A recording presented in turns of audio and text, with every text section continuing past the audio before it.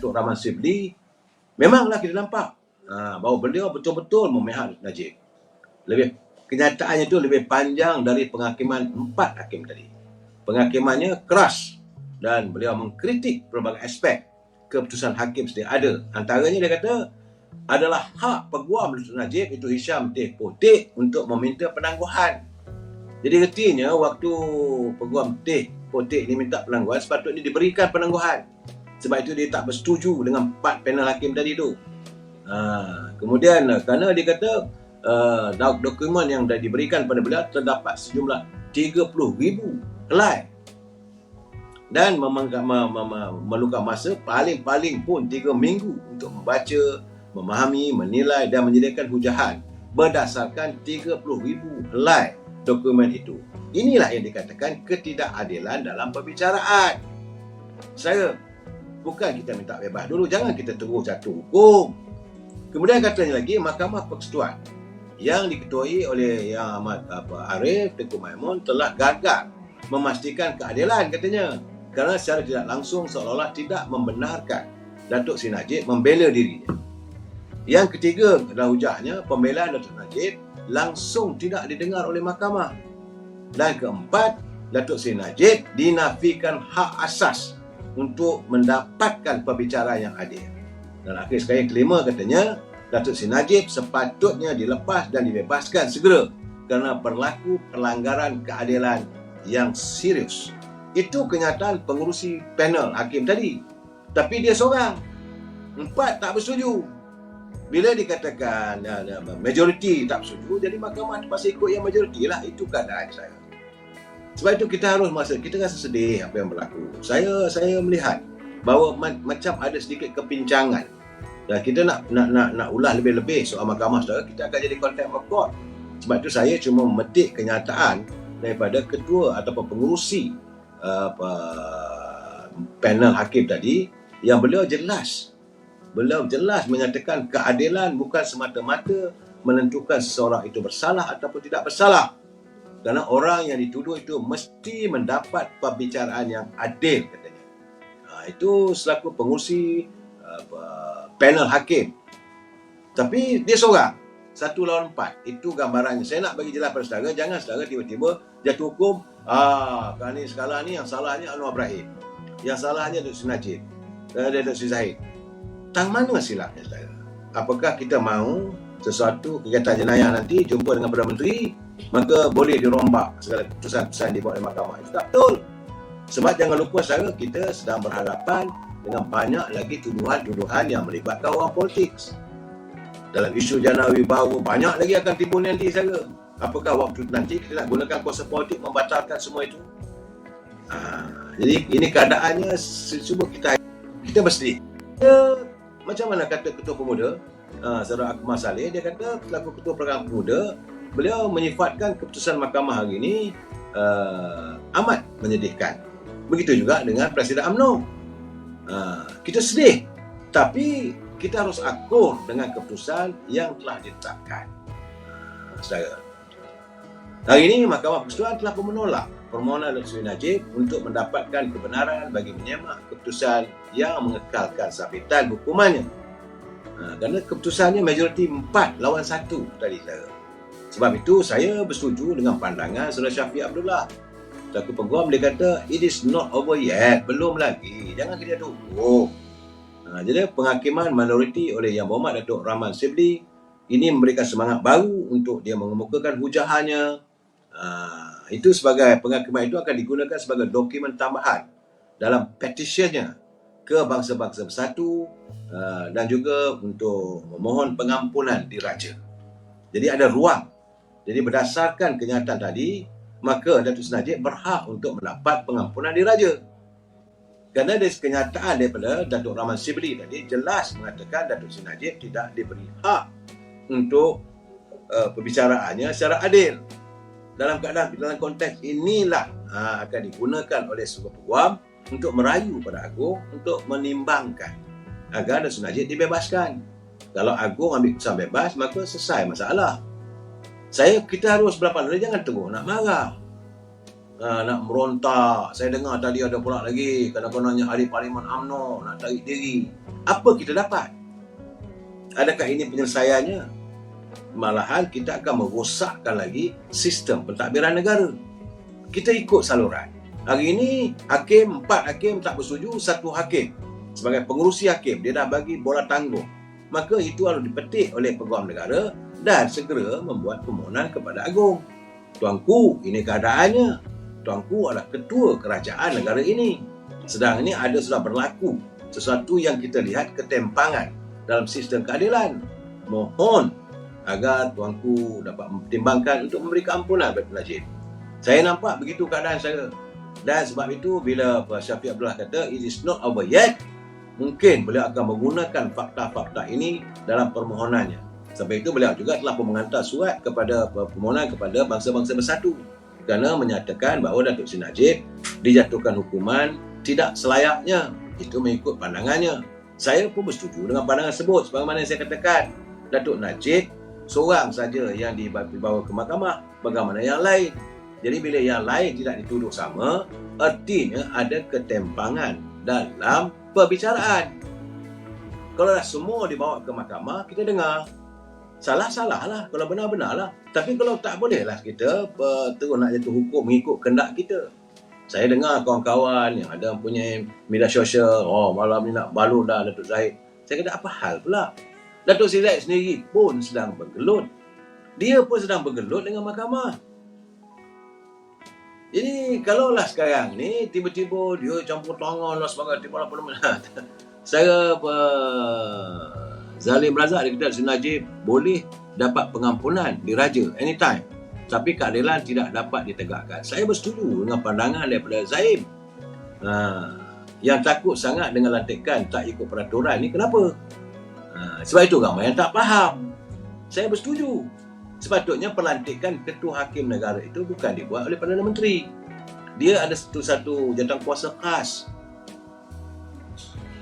Saudara Mazlan Daud asyik tempang ajalah, tapi tak ada tindakan. Tindakan sedang dilakukan.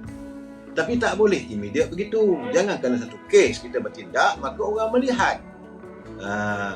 Semangat debat dia kata PRN nanti UMNO BN kosong kursi. Anda tak bagi pada UMNO, bagi pada Perikatan Nasional. Orang yang menghukum Datuk Najib. Orang yang membawa kes Datuk Najib. Bukan dia menghukum, yang menghukum tu mahkamah. Orang yang selama ini yang mahu menyeret Datuk Najib. Sekarang waktu itu mereka berkuasa. Itu keadaan. Saya karakter kerajaan tak boleh campur urusan mahkamah.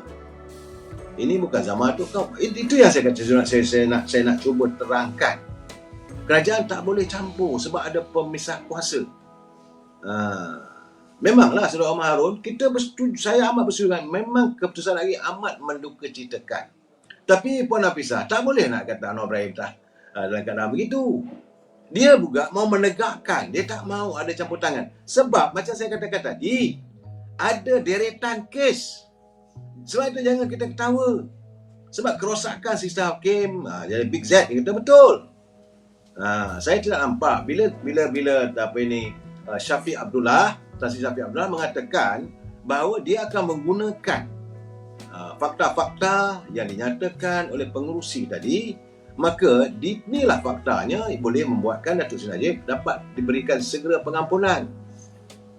Saudara Mazlan Daud, Datuk Ella Bakau steady, berani tukar ketua-ketua hakim serta dia. Apakah kita mahu mengikut benda yang tak betul begitu? Saudara Muhammad Arif dia kata nampak sangat Najib bersalah. Saya tak tahu itu mahkamah. Kalau salah saya tak boleh nak bersetuju ataupun tidak bersetuju. Saya apa-apa saja berhubung dengan sistem mahkamah ini kita kena biarkanlah. Cuma saya katakan dari segi politiknya. Ini dari segi politik.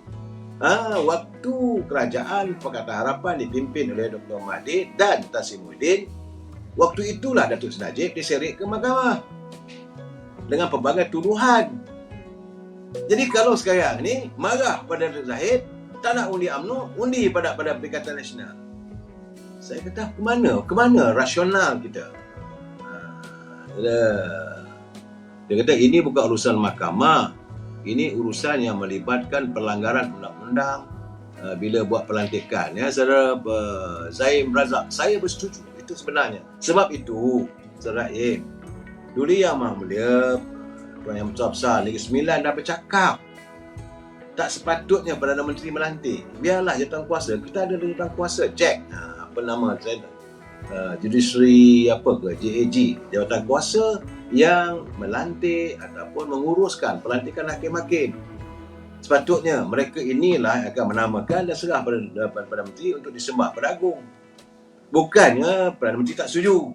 Dilantik orang lain. Itu yang salahnya. Sebagaimana yang saya dengar kenyataan daripada Kemal Adam. Jadi jangan kita saya haraplah jangan kita ambil satu keputusan mengikut hati dan perasaan. Kita harus lihat satu isu itu. Saya melihat pertama sekali, kalaulah ada campur tangan politik dalam satu penghukuman di mahkamah, bagaimana dengan kes-kes yang berdegit ni? Kes Jana Wibawa, tak termasuk lagi Bestari Net, kes penyelewengan pembelian vaksin yang akan dibentangkan tak lama lagi, dan ada beberapa lagi yang melibatkan pemimpin politik. Apakah bila melibatkan pemimpin politik maka Perdana Menteri boleh campur tangan? Ini yang rosak. Saudara Zulkifli Ibrahim dia kata kalau Najib bebas ada benchmark pada kehakiman. Itu juga satu masalah. Saya bersetuju dengan pandangan itu. Jadi bagi saya sekarang ni kenyataan daripada pengerusi dari 5 orang tadi itu, seorang hakim tadi, Zakir Rahman tadi, dia dah bagi saya betul, itu boleh dipegang. Itulah kenyataan yang cukup penting untuk disembahkan pada Agung. Sebab kita ni umpama dalam sebuah keluarga, tiba-tiba ada berlaku ketimpangan, kita mengadu pada Agung lah. Ampun tuanku, berarti nak sembahkan ini keadaan. Dan minta lah tuanku campur tangan sebab nak dirungkai satu persatu. Pertama mengambil masa yang panjang, dan di mahkamah sekarang ni ada kecelaruan. Itu yang akan menjadikan bahawa alasan kita tak mahu persepsi rakyat melihat bahawa keadilan tak ditegakkan. Jadi berdasarkan kepada itulah maka Datuk Najib boleh mendapat pengampunan yang lebih mudah. Saya tak mau dedah lebih itu lagi. Untuk saya nak beri komen, saya bukan peguam. Saudara Syukri, kan Zeti kata kalau Zeti kena, dia akan pecah lubang. Itu betul lah saya Syukri Syafi'i.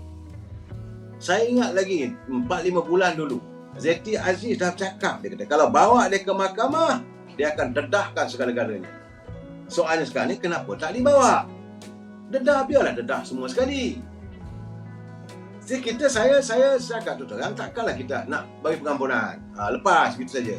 Kalau lepas pun kes tak selesai. Sebab ada berdengit lagi ni, YNDB ni.